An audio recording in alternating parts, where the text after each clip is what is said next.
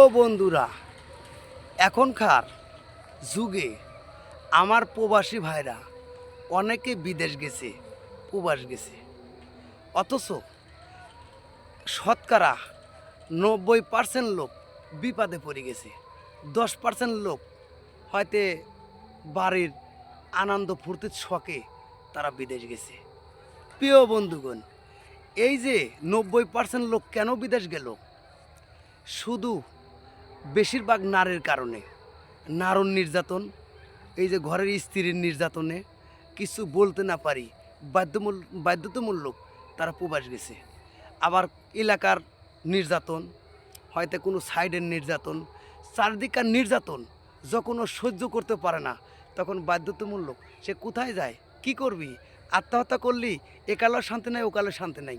বাধ্যতামূলক সে বিদেশ গেছে, শুধু এই সোনার দেহটা রক্ষা করার জন্য বিদেশ গেছে।